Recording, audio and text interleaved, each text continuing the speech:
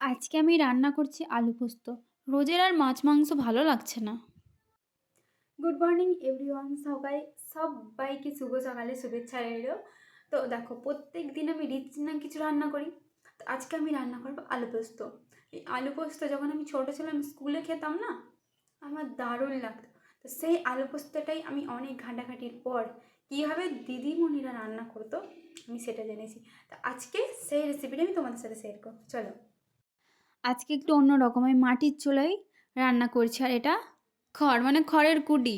ধান কাটার পর এখন তো মেশিনে কাটা হয় ওই কুটি। আর যেহেতু আমরা চাষি বাড়ির মেয়ে, এইসব তো আমাদের বাড়িতে থাকবেই না। এখানে আমি কড়াতে দিয়ে দিয়েছি সরিষার তেল আর দুটো শুকনো লঙ্কা। আর তেলটা গরম হয়ে যাওয়ার পর আমি দিয়েছি আলু। এই আলুগুলোকে আমি ভালোভাবে ভেজে নেব। ঠিক আছে, মানে খুব কড়া করে ভাজবো না, হালকা ভেজে নেব। এই আলুটা দেওয়ার পর না, যখন এই তেলটা ছিটকায় না, আমার এত পরিমাণে ভয় লাগে।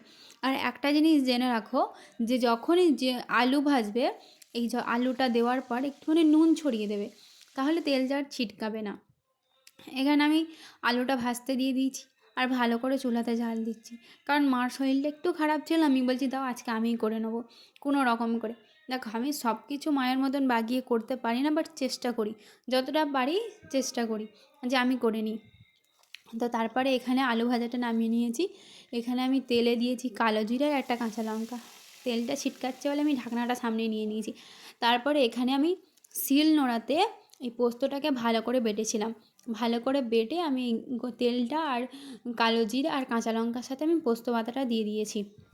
পোস্ত বাটাটা দেওয়ার পর এটাকে ভালো করে নেড়ে চেড়ে নেবে, যাতে যেন দানা দানা যখন পোস্তটা হয়ে যাবে অনেকটা, তারপরে যে আলুটা ভেজেছিলে সেই ভাজা আলু দিয়ে দেবে, দিয়ে ভালোভাবে নেড়ে চেড়ে নেবে। তো এটাই ছিল, সিম্পল স্যার। তো বাই বাই।